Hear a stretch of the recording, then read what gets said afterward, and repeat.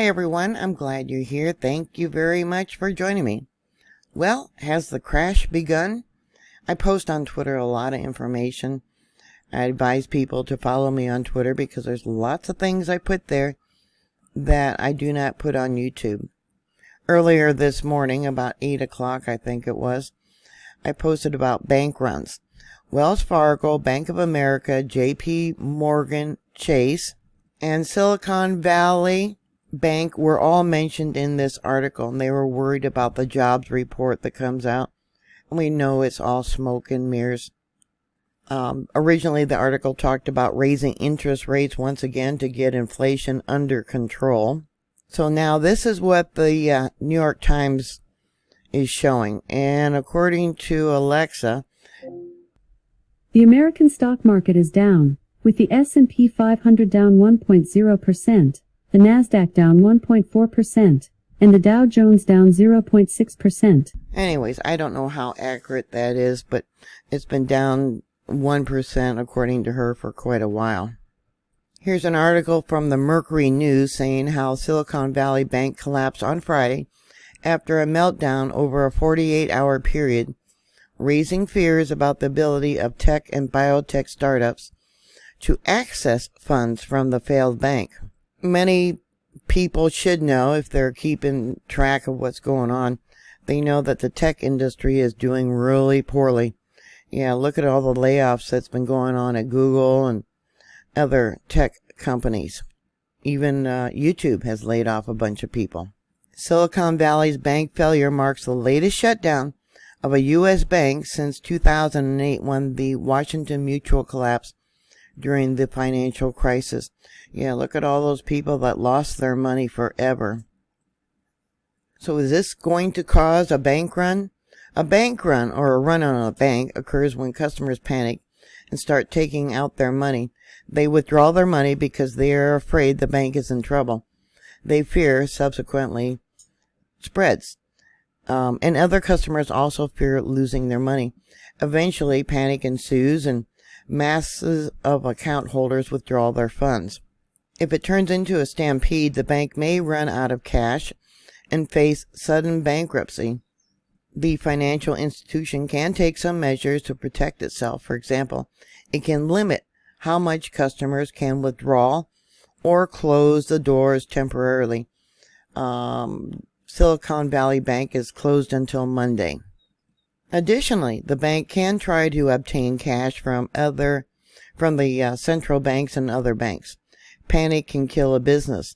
Even though a bank run might be the result of just a panic, it cannot ignore the psychological factors. This article on the New York Times, like I said, it mentioned Wells Fargo, JP Morgan, and Bank of America, and it's been revised. It says, on Monday morning, Silicon Valley Bank closed and was put under the control of Federal Deposit Insurance corporations. The KBW Nasdaq Bank index fell a further 2%, with shares of other smaller banks sharply lower. First Republic Bank in San Francisco and Signature Bank in New York each fell more than 20%. Trading in larger banks like JP Morgan Chase and Bank of America, which had slid on Thursday, was more stable on Friday, supposedly. Treasury Secretary Janet Yellen, testifying before the House Ways and Means Committee on Friday, said she was monitoring the situation involving Silicon Valley Bank. I will just say, you mentioned Silicon Valley Bank. There are recent developments that concerns a few banks. Like I said, JP Morgan, Wells Fargo, and Bank of America were originally mentioned in this article. I will just say you mentioned Silicon Valley Bank. There are recent developments that concern a few banks that I'm monitoring very carefully. And when banks experience financial losses, it is and should be a matter of concern. There are recent developments, once again, that concerns a few banks that I am monitoring very carefully. When banks experience financial losses, it is and should be a matter of concern. Yeah, are we heading for a crash? It says here this was updated 9 minutes ago. If there is one enduring axiom in banking, it is this: don't run out of money. Silicon Valley Bank, a lender to some of the biggest names in the technology world, did just that on Friday, becoming the largest bank to fail since 2008 financial crisis.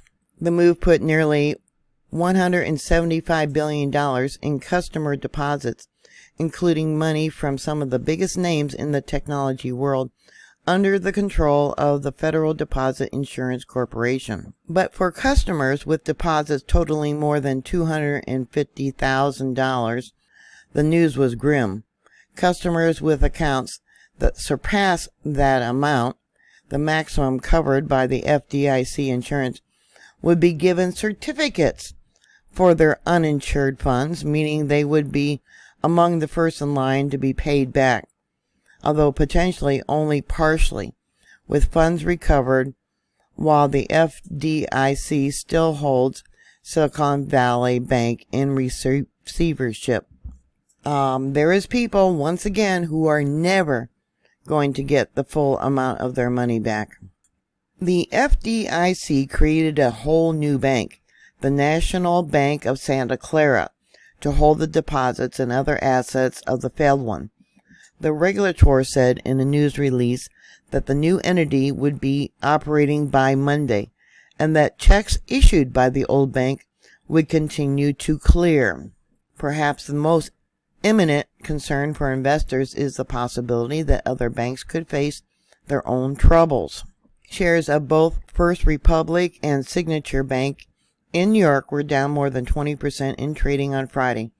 Larger banks were more insulated from the fallout after a slump on Thursday. Shares of JP Morgan, Wells Fargo, here it mentions Citigroup, all nudged a little higher on Friday. Originally, they had also posted about Silicon Valley Bank. Flush with cash from high-flying startups, it bought huge amounts of bonds more than a year ago, just before the Federal Reserve began to raise interest rates. Like its peers, Silicon Valley Bank kept just a fraction of the deposits on hand and invested the rest with the hope of earning a return. In particular, the bank put customers' deposits into long-dated Treasury bonds and mortgage bonds, which, while interest rates were low, promised modest, steady returns. That had worked well for years. The bank deposits doubled to $102 billion at the end of 2020 from $49 billion in 2018. 1 year later, in 2021, its coffers were at $189.2 billion, as startups and tech companies enjoyed hefty profits during the pandemic. Well, once the pandemic ended, everything crashed. Look at all the businesses that still have not reopened. They'll never reopen because of the shutdowns that were forced upon people during that pandemic. When the Federal Reserve began raising rates last year, however, those holding became less attractive because newer government bonds paid more in interest. And that might not have mattered so long as the bank's clients didn't ask for their money back. But at the same time as interest rates were rising, the environment for startup funding dried up, putting pressure on the bank's clients, who then began to withdraw their money. To pay those redemption requests, Silicon Valley Bank had to sell off some of its investments at exactly the wrong time. In its surprise disclosure on Wednesday, the bank admitted that they had lost nearly $2 billion when it was all but forced to sell some of its holdings. So it sold probably the stocks and bonds at a loss. We all know that inflation is probably at least 50%, sometimes 100% on different items. And here it talks about the monthly inflation. Says it's holding steady after they take out food and prices are stripped. They don't add in the inflation of food and fuel. Talking about the interest rate. It says there is a possibility that might herald trouble for other regional banks. Could also matter how the Fed underrates the rate outlook. It shows us, no, we haven't really digested all the effects what the Fed has done so far. There's still a lot of policy pain in the pipeline that hasn't hit the economy yet. William Dunley, a former president of the Federal Reserve Bank of New York, said there are probably other banks that loaded up on long-term assets when rates were low and now are suffering from that short-term borrowing cost rise.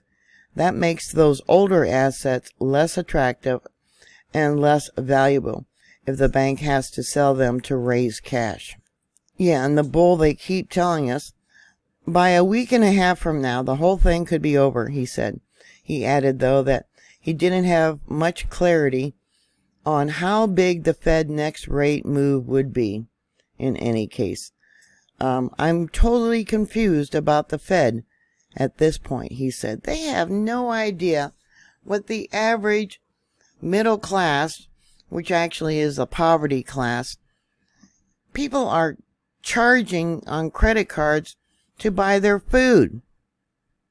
People that have bought houses are going to be underwater as the housing market collapses also, meaning that their house is going to be worth less than what they originally paid for it, and they still have those high payments. Hannah Chalkowski, founder of Blank Ventures, a fund that invests in financial technologies, told the BBC the situation was wild. She is advising companies in her portfolio to withdraw funds. It's crazy how it's just unraveled like this. The interesting thing is that it's the most startup-friendly bank and supported startups so much through COVID. Now, VCs are telling their portfolio companies to pull their funds, she said. It's brutal, she added. This just keeps getting worse and worse. A critical lender for early-stage businesses, Silicon Valley Bank is the banking partner for nearly half of the U.S. venture-backed technologies and healthcare companies that listed on stock markets last year. Do you see a domino effect coming? Boy, I hope not. If, like Silicon Valley Bank, lenders have to sell the bonds they hold at a loss, it could have an impact on their portfolio.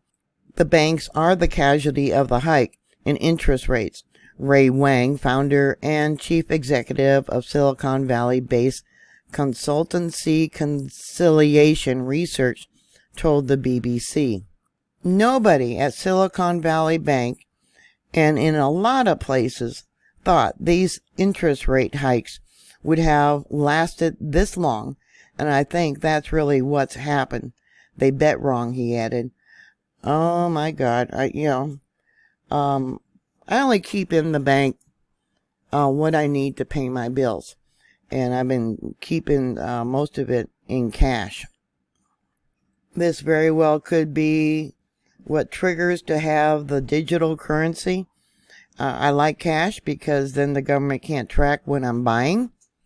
And with the digital currency, they will be able to tell you what you can buy, how much you can buy, things like that coming in the future. Remember when they were talking about anything that you purchased over $600 has to be reported? And the same would go for anybody selling, so they would know exactly if you earn some money and then tax them. And then Biden's talking about raising the tax on the wealthy. They're doing everything they possibly can to create the downfall of America.